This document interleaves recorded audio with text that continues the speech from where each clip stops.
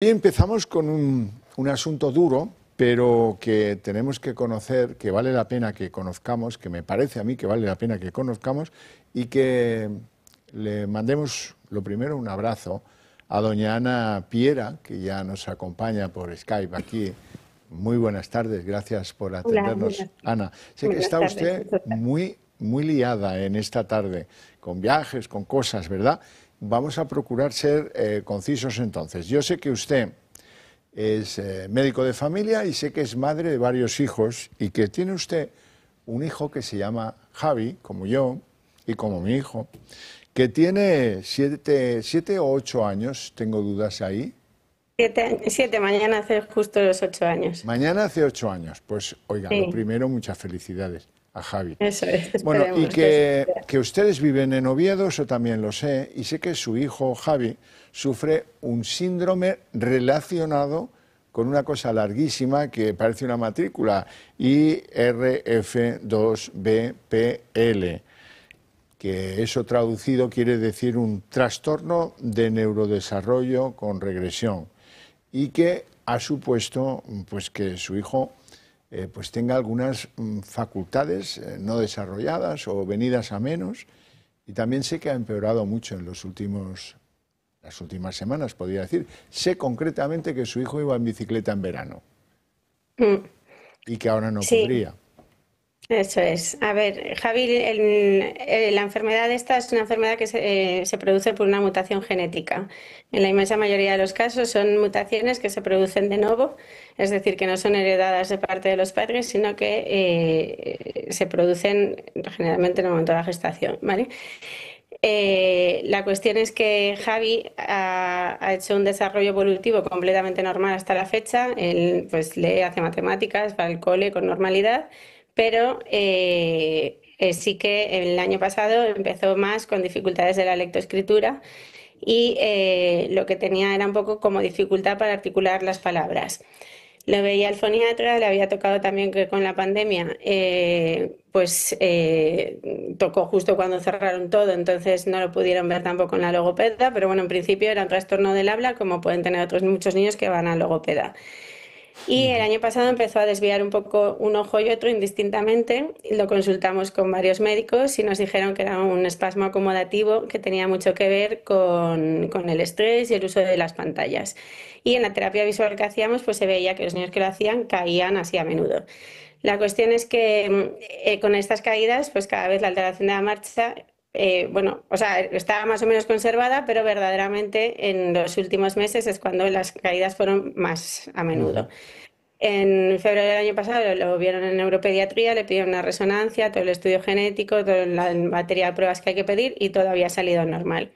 En noviembre, puesto que caía más, pues volvimos a pedir otra vez que lo valoraran y no, repitieron todas las pruebas, todas normales, ampliaron el estudio genético, nos dijeron que todo normal y bueno, seguimos haciendo pruebas y ahora es cuando se ha visto que tiene la mutación esa junto con otras alteraciones que hay que acabar de perfilar.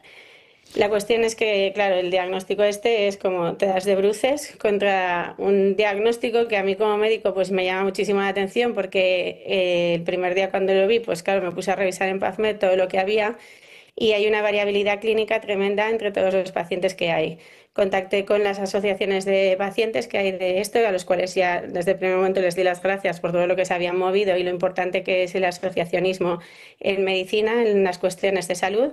Yo me dedico mucho, bueno, soy médico de familia, estoy muy metida en muchas sociedades científicas, hago también trabajos de investigación y soy también profesora en la facultad y siempre de lo que más así, bueno, pues más manejo, más me dedico es también o sea, centrado en el tema de la diabetes y las enfermedades cardiovasculares. Bueno, pues aquí en estas patologías hacemos siempre medicina basada en la evidencia en base a un pool muy grande de pacientes, de cientos de miles de pacientes. Ujú. Yo, que con una mutación genética me quieran meter en un mismo saco a clínicas tan variadas como que hay niños que solo tienen autismo, hay niños que están convulsionando desde el mes y medio de vida, hay Ya.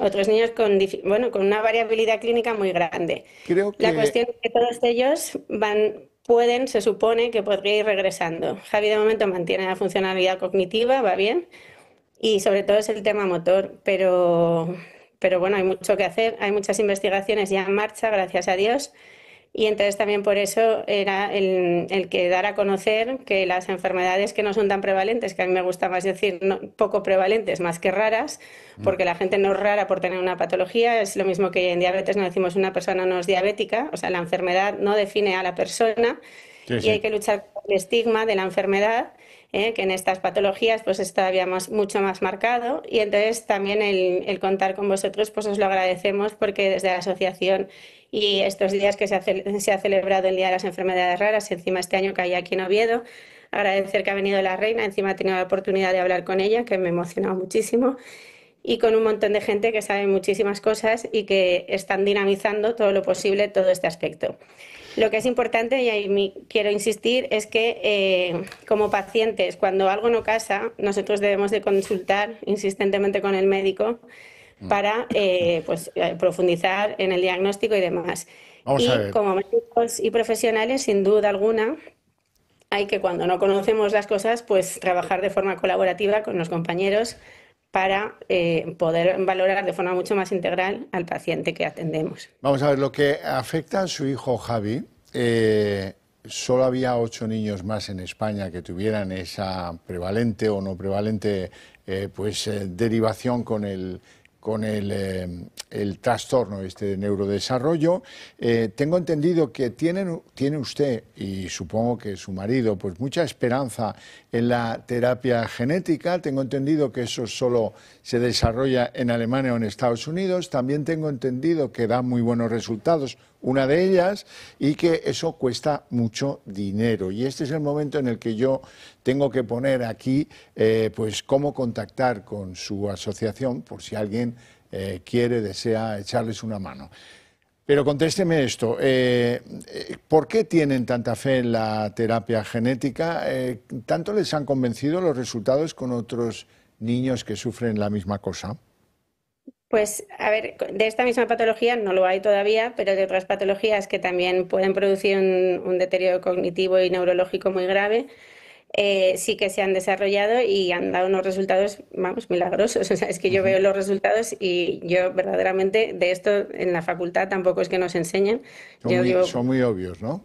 y sí, es una maravilla. Entonces, bueno, obviamente hay que profundizar en ese conocimiento, pero aquí la estructura que tenemos también en el sistema español, pues verdaderamente hay una red de conocimiento muy amplia y una estructura que podemos hacer investigación también, que esto lo podamos dinamizar. Ayer tuve la oportunidad de hablar con personas del Carlos, vamos, con los encargados a nivel del Carlos III de esto, que son gente brillante y verdaderamente hay mucho y muchas posibilidades que hacer. Entonces, una de las cosas que también queríamos enfatizar es que a uno, porque le diagnostiquen una enfermedad poco prevalente, digamos, o rara, no por ello se debe de seguir enfatizando en las medidas tanto diagnósticas como terapéuticas. A mí el día que me dijeron el diagnóstico, básicamente me dijeron es un pronóstico infausto, una evolución tórpida, van muy mal, acaban con sondas de nasogástricas con PEG para evitar las broncoaspiraciones y luego asemejan a una ELA, al Alzheimer, y el pronóstico es muy malo y básicamente como no hay tratamiento, pues serían medidas de confort, le faltó decir la palabra paliativos.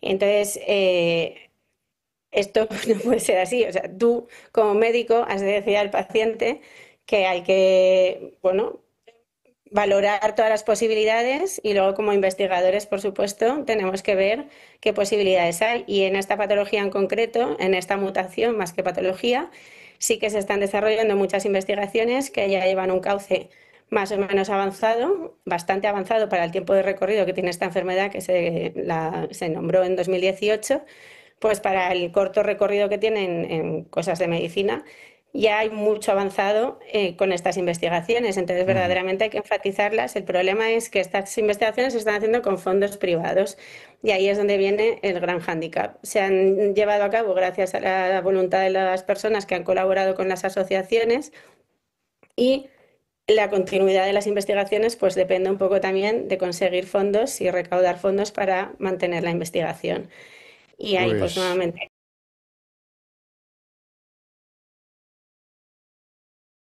darles las gracias. puede ser útil para ustedes, pues encantados de la vida. Ana, esta es tu casa y cuéntanos cómo va el futuro de tu hijo, al que le tienes que felicitar mañana de nuestra parte. Muchísimas gracias por atendernos y mucha suerte. Muchas gracias. Que bien nos va a venir. Bueno. Necesitamos un milagro, hay que trabajar por ello. Gracias por contribuir a ese milagro. Gracias. Eso es. Gracias.